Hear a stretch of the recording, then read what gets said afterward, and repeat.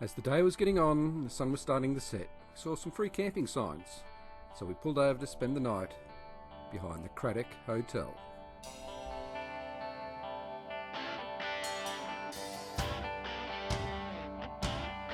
What a fantastic, historic outback pub this is. Cold beer, really excellent food and plenty of room for camping.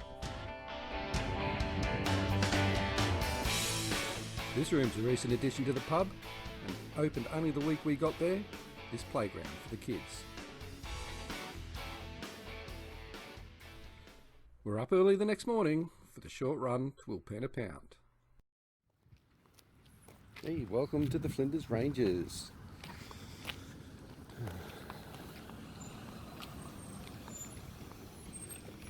Just going to check out the information centre and find somewhere to camp.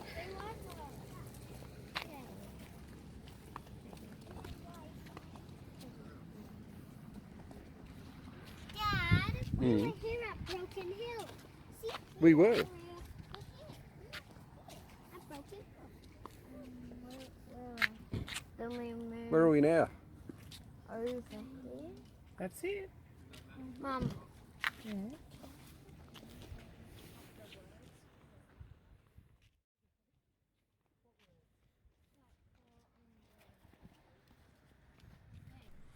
We arrived just in time for the Easter long weekend, I think. Every man, woman and child that owns a tent in South Australia was here for the weekend.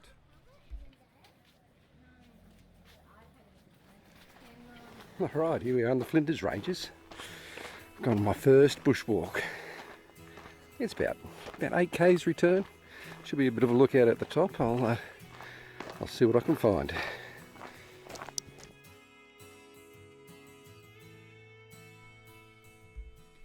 There's plenty of walking to be done here. I chose the Wangarra Lookout walk.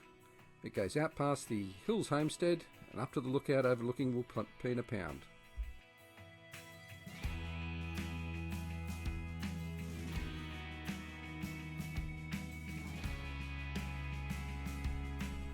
With much of South Australia being in drought since around 2017, it is very, very dry, with only the hardiest of plants managing to survive.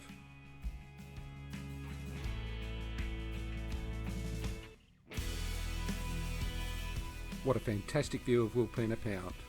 Wilpena, coming from the word from the Aboriginals meaning bent fingers, pound is English for enclosure. 600 million years in the making. Yeah, wow, that was pretty amazing. This is Wilpena Pound. I'm on my way back down. Hell of a climb for an old bloke. But well worth the effort. That was amazing, absolutely amazing. Right now, just got to try and get down here without breaking my neck. Alright, still heading down from the lookout. You can see an old cottage up ahead. Now, you get the impression out here you really are in the middle of nowhere. And that cottage was built back in the late 1800s. It really was nowhere.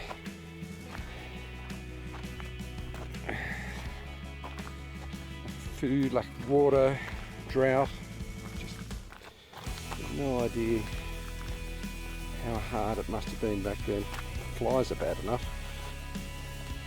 Let's have a lot closer look.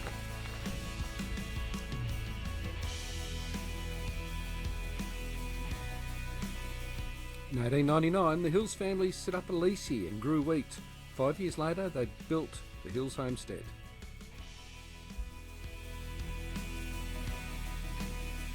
The Hills family worked the land till 1914, when they were driven out not by drought but by flood.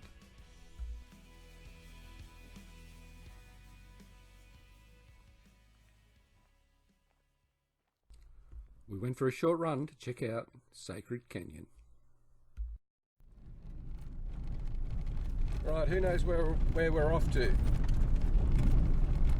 Where are we going, girls? Sacred Canyon? Yeah. Who knows what we're going to see? I don't know. Aboriginal art, Aboriginal drawings. Exactly right. Oh, kangaroo. 2 kangaroos.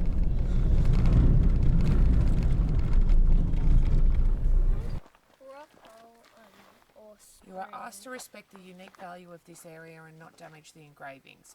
With your cooperation, this site will continue to be protected for present and future generations to appreciate. So we're here. So we've got to walk along here, I think. What else can you?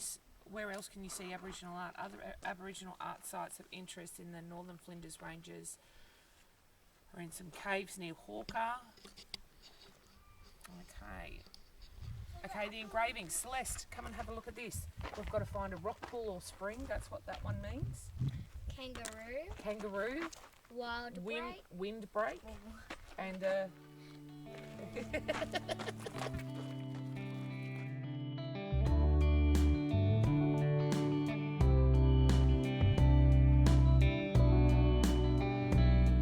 This is a great little walk that anyone could tackle without too much trouble. It's a little bit of scrambling over the rocks and what have you, but it's only a couple of k's long.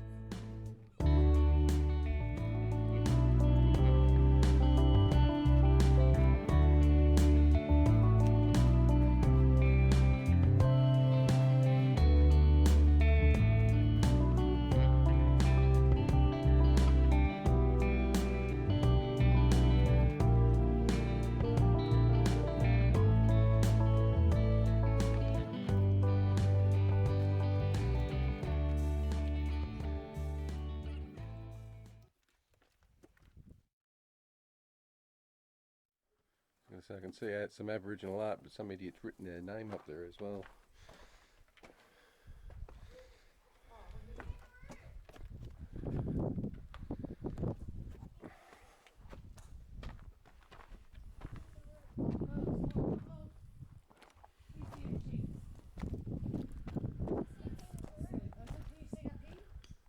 you saw a kangaroo?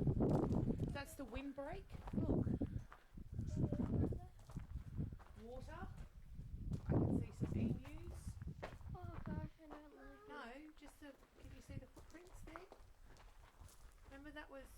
So they're telling them that this is a place where there's water, place where there's emus, place where there's kangaroos.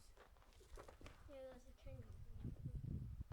Yeah, there's kangaroos up there. Water hole. This is why. You can actually see some more. An animal's obviously dug there to get a drink of water. Look down there. There's in fact water in there. There is. Let's don't go on without us. Wait, there's a place with Continue. emus. We continue. Please do.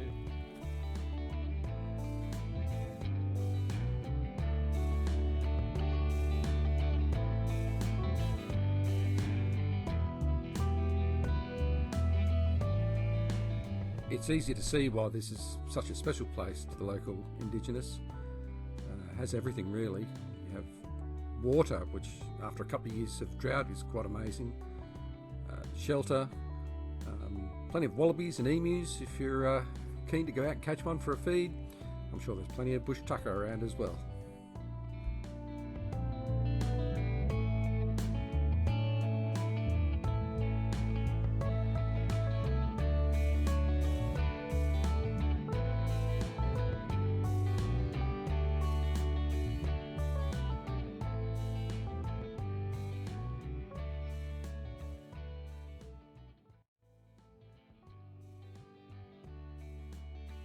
Come back to the cave, and there is Aboriginal art here. You can barely make it out.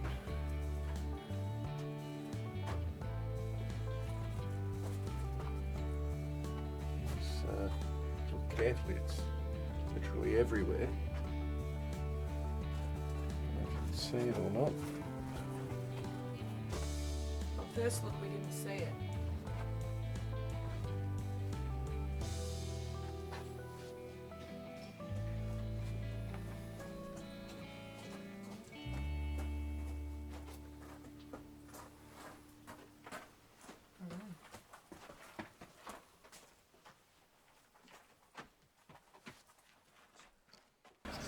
Top of the morning to you.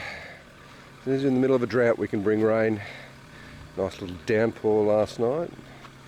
Now if we follow these little gullies where all the water went, it goes directly under the car and straight through the middle of our campsite.